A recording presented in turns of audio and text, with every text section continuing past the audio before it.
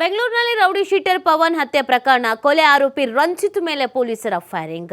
ಮಿಟಗಾನಹಳ್ಳಿ ಬಳಿ ರೂಮ್ನಲ್ಲಿ ಅಡಗಿ ಕೂತಿದ್ದ ರಂಜಿತ್ ಬೆಳಗ್ಗೆ ಪೊಲೀಸರು ಬಂಧಿಸೋದಕ್ಕೆ ಹೋದಾಗ ಹಲ್ಲೆಗೆ ಯತ್ನಿಸಲಾಗಿದೆ. ಡ್ರ್ಯಾಗನ್ನಿಂದ ಪೊಲೀಸರ ಮೇಲೇನೆ ಹಲ್ಲೆಗೆ ಯತ್ನಿಸಿರುವುದು.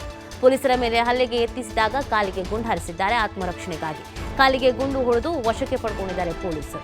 ಈತ ಪೊಲೀಸರ ಮೇಲೇನೆ ಹಲ್ಲೆ ಮಾಡೋದಕ್ಕೆ ಮುಂದಾಗಿದ್ದ. ಆ ಸಂದರ್ಭದಲ್ಲಿ ಪೊಲೀಸರು ತಮ್ಮ ಆತ್ಮರಕ್ಷಣೆಗಾಗಿ ಫೈರಿಂಗ್ ಮಾಡಿದ್ದಾರೆ.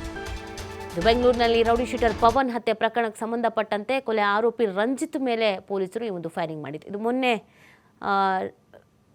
ಮರ್ಡರ್ ಮಾಡಲಾಗಿತ್ತು. ರೌಡಿ ಶೀಟರ್ ಪವನ್ನನ್ನು ಅವರ ತಾಯಿಯ ಮುಂದೆನೇ ಮರ್ಡರ್ ಮಾಡಲಾಗಿತ್ತು. ಇದಕ್ಕೆ ಸಂಬಂಧಪಟ್ಟಂತೆ ತನಿಖೆ ನಡೀತಾ ಇತ್ತು.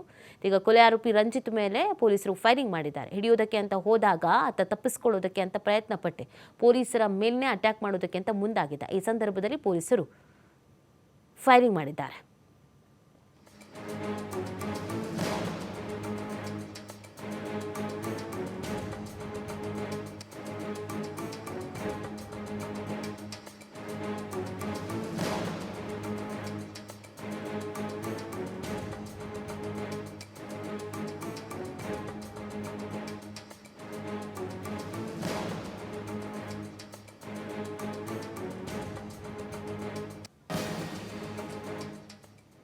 ನೋಡಿ, ರೌಡಿ ಶೀಟರ್ ಪವನ್ನನ್ನು ಹತ್ಯೆ ಮಾಡಲಾಗಿತ್ತು. ಯಾವುದೊಂದು ಕೊಲೆ ಕೇಸ್ನಲ್ಲಿ ಈ ಪವನ್ ಜೈಲಿಗೆ ಹೋಗಿದ್ದ. 11 ತಿಂಗಳ ಬಳಿಕ ಈತ ಹೊರಗಡೆ ಬಂದಿದ್ದ. 11 ತಿಂಗಳು ಹೊರಗಡೆ ಇದ್ದ ಈತ.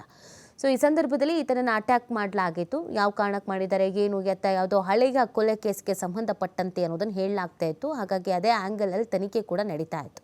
ಸೊ ಕೊಲೆ ಮಾಡಿದವ್ರ ಬಗ್ಗೆ ಮಾಹಿತಿ ಸಿಕ್ಕಿತ್ತು. ಹಿಡಿಯೋದಕ್ಕೆ ಅಂತ ಹೋದಾಗ ಪೊಲೀಸರ ಮೇಲೆ ಹಲ್ಲೆಗೆ ಮುಂದಾಗಿರೋದು. ಆ ಸಂದರ್ಭದಲ್ಲಿ ಆತ್ಮರಕ್ಷಣೆಗಾಗಿ ಪೊಲೀಸರು ಫೈರಿಂಗ್ ಮಾಡಿದ್ದಾರೆ.